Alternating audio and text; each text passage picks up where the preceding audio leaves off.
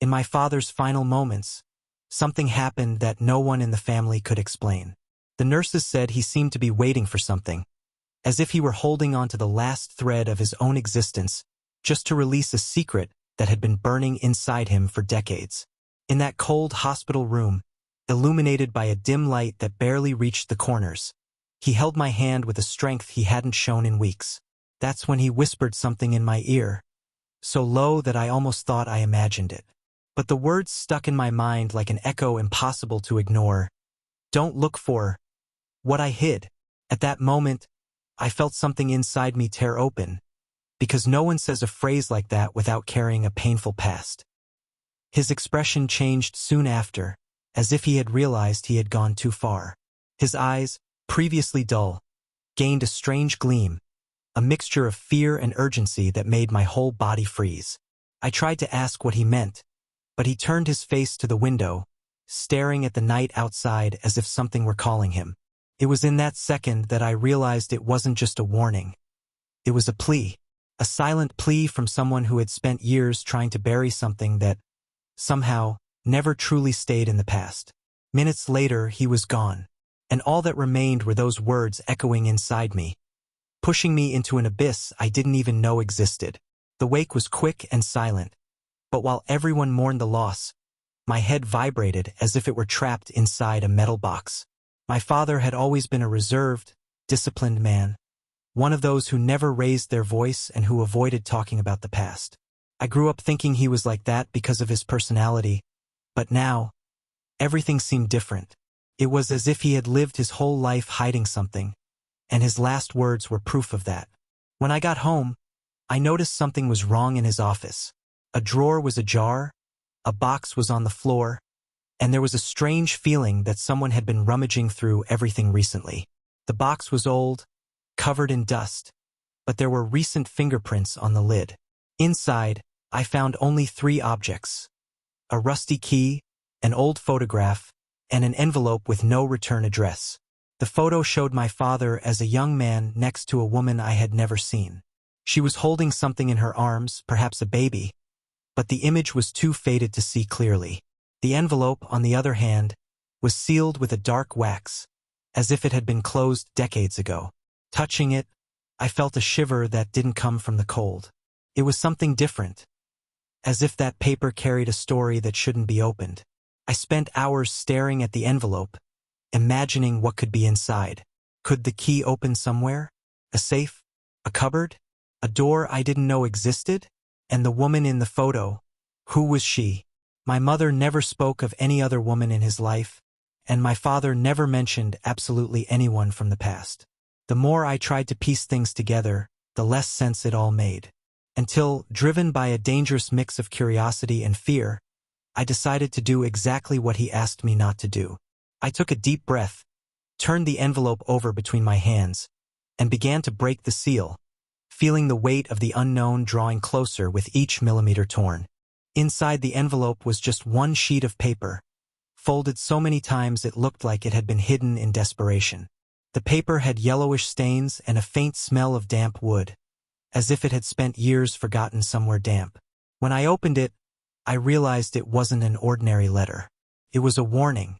Some words had been crossed out, others hastily rewritten, but the first line was perfectly legible, as if it had been written yesterday. If anyone finds this, know that I tried, but I couldn't undo what was done. My heart raced. The handwriting was my father's. With each sentence, the feeling that I was meddling with something I shouldn't became clearer. He mentioned an incident, an irreparable mistake, and a name I had never heard before: Aline. The name appeared several times throughout the letter, always accompanied by strange, almost cryptic phrases, as if he feared someone might read them. Aline didn't deserve what happened, one passage said. Another seemed even more disturbing. I promised I would never reveal it, but the promise destroyed me. At the end of the letter, there was a sentence that made my eyes burn. I don't know if from fear or disbelief. The key is yours now, but remember, some doors should not be opened. I stared at those words, feeling my mind spin as if it were being pulled away from reality. Who was Aline? What had my father promised? And what door was this that I supposedly needed to avoid? I picked up the photograph again. Now, with the letter in mind, I began to observe it more closely. The woman holding the baby had a gentle smile, but there was something strange in her gaze. It wasn't happiness. It was as if she were trying to hide a deep fear. And my father, still young, seemed too rigid, looking at the camera with a blank, almost guilty expression. It was then that I noticed a detail that had previously escaped me. In the background of the photo, there was a shadow, a blurred silhouette of someone who seemed to be observing, even without participating in the scene. The tall, angular shape resembled the posture of a man, but the image was so old that any interpretation seemed possible. And then came the most unsettling part. When I turned the photo over, I noticed some handwritten words, almost erased by time. "Don't let them find you." At that moment, my breath caught in my throat. Who wrote that? My father? His wife? Or someone completely different? The letter spoke of regret, of a secret, of a broken promise. And now this message on the back of the photo gave the feeling that it was all part of something much bigger, something dark enough for someone to try to erase for more than 4 decades. To try to understand, I picked up the rusty key and noticed that, despite the wear, there was a mark. The number 17 engraved in low relief. That number started hammering in my head. I spent hours trying to remember if there was any cupboard, door, chest, anything inside the house that had that mark. Nothing. No memory, no object that matched the key. It was then that I realized that maybe the answer wasn't in there. Maybe it was outside, somewhere my father tried to keep away from us. I decided to look for his old documents, and while rummaging through a forgotten box in the attic, I found what appeared to be a fragment of an address. A torn piece of paper with only 2 legible lines, Warehouse 17 Road, and the rest disappeared in an irregular tear. My heart raced. The key, the number, the letter, everything pointed to that place. And even knowing that my father had asked me not to look, I no longer had a choice. Couldn't sleep that night. The name Warehouse 17 seemed to echo through the walls of the room like a constant whisper. When the sun finally rose, I decided I needed to go there before the doubt completely destroyed me. I got in the car and drove for almost 2 hours until I reached the city's old industrial road. The place seemed to have been forgotten in time. Old warehouses, rusty fences, broken windows. The wind made the metal structure creak as if it were alive. When I parked, I felt a chill down my spine. There, right in front of me, was the building with the number 17 painted in faded paint. The iron door looked like it had been locked for decades. My hands trembled as I took the key out of my pocket. The cold metal felt heavier than it should. When I inserted it into the lock, I heard a dry click, so loud that it echoed through the empty warehouse. I pushed the door, and the smell of mold, earth, and old wood filled the air. Light streamed in through cracks in the roof, creating illuminated beams that cut through the darkness. Each step I took stirred up dust that had accumulated over years. The silence inside was almost aggressive, as if the place had been built to guard secrets that no one should discover. At the back of the shed, I noticed something covered by a dark tarp. Judging by its shape, it seemed to be a chest. With each step I took toward it, the feeling of being watched intensified. It was irrational but intense. When I pulled back the tarp, I froze. The chest was old, made of dark wood, with heavy hardware reminiscent of something from another century. On top, there was a mark, the same letter written exactly as in the letter. My heart pounded so hard it seemed to echo throughout the entire shed. I used the key again, and the padlock opened with a snap that echoed for seconds. I lifted the lid slowly, expecting to find only old objects. But what I saw made my legs go weak instantly. Inside the chest were dozens of documents, photos, and newspaper clippings organized like a secret file. On top, a folder marked with the name, Aline. My whole body froze. I picked up the folder and started looking at the contents. There were certificates, letters, old photos, and one of them showed my father next to the woman and baby from the previous photo. But this time, the image was clearer. And, behind them, that same tall, distorted shadow appeared again, watching from afar. Only this time, the shadow seemed more defined. Almost human. Almost too close. Right below the photo, a handwritten note read, "He knows.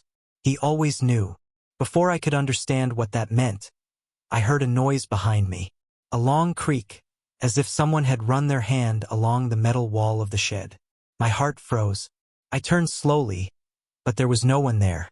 The wind wouldn't explain it. The structure wouldn't explain it. But I knew what it meant. My father wasn't just trying to hide a mistake. He was trying to distance me from something or someone. I closed the folder and hurriedly put everything back in the trunk. When I left the shed, I had a physical, almost palpable sensation that something was moving in the darkness.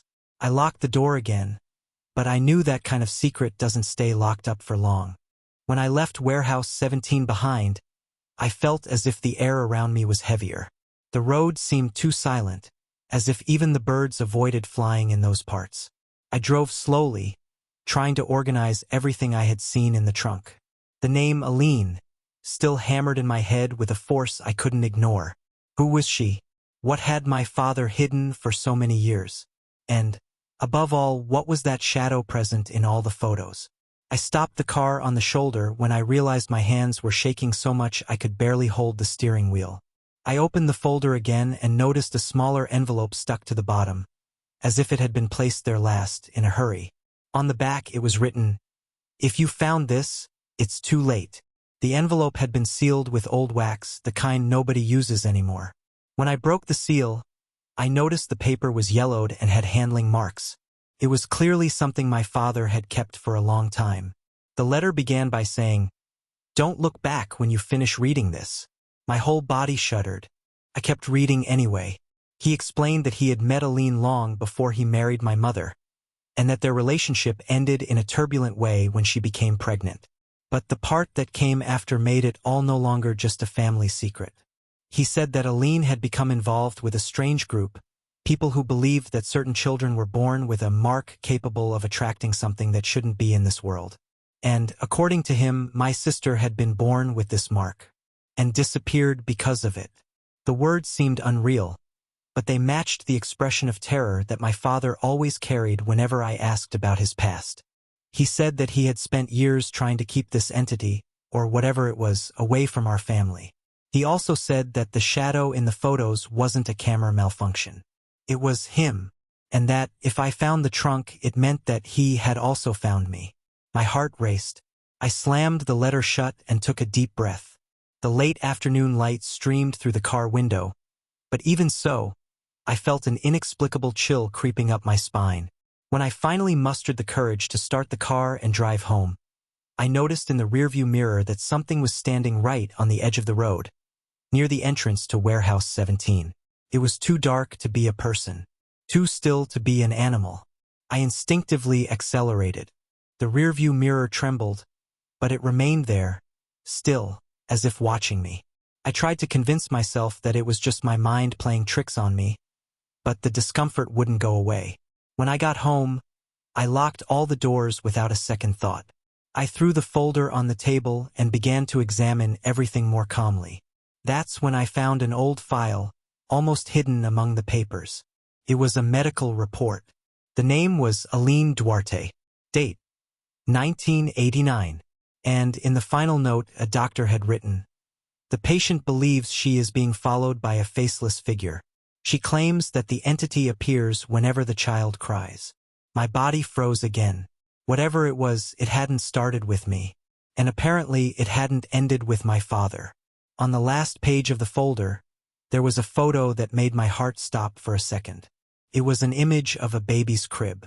And there, right next to the bars, a tall, slender, and completely dark figure appeared standing, as if watching.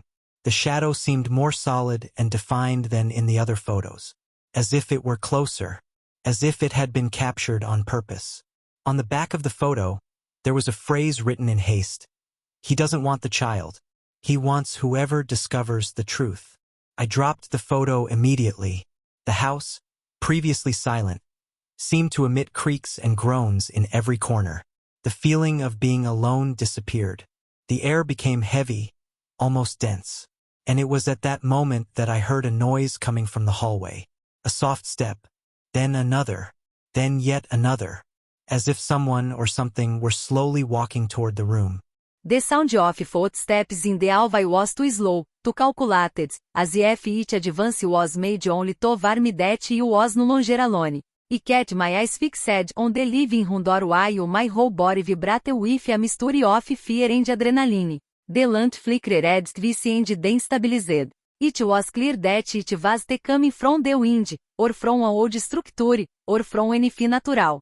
I felt the temperature drop so quickly that my breath began to come out in vapor form. The photo of the crib was still on the table. The dark figure next to the railing seemed more real now, as if it had ceased to be just a record and was there, in my house. Completing what began decades ago, I took a step back when the shadow finally appeared in the doorway.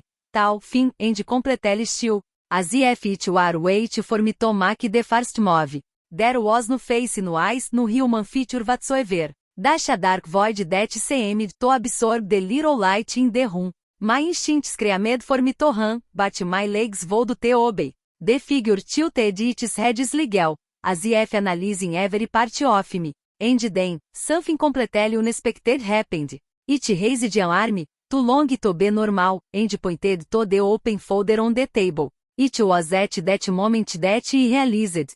It had come to attack me. It had come to collect something. It had come to finish something that began with my father, continued with Aline, and now depended on me. I picked up the letter again with trembling hands. At the end, there was a sentence I had noticed before, almost erased by the dampness of the paper. If he comes in, show him the truth. He only stops when the truth is accepted. I didn't understand the exact meaning of that, but I knew I didn't have time to doubt. I held the photo of the crib and placed it in front of the shadow. The figure approached, and the air around me became heavy, as if the entire environment held its breath. When it touched the photo, or rather, when its dark presence projected onto it, the image began to darken, as if it were being burned from the inside out.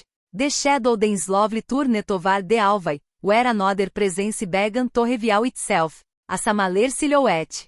Childlike, a fan shape as if trying to take shape but without enough strength. It was a child, small, quiet, and somehow, I knew exactly who it was. Aline had lost her daughter. My father had too. And now, that lost child seemed trapped between two worlds, with nowhere to go. The larger figure, the entity, seemed to guard the child. Not like a monster but like someone fulfilling some kind of unseen, invisible, and difficult to understand function. The child extended one of its hands toward me. It didn't speak, didn't cry, didn't smile. It just asked. And in that instant, I understood what my father meant by showing the truth. The truth was his secret. It was her existence. It was admitting that something real had been hidden, denied, and silenced for almost 4 decades. I picked up the final photo, the one of the crib, and placed it on the floor between me and the entity. I whispered the name I had never heard soaking aloud, Isabel.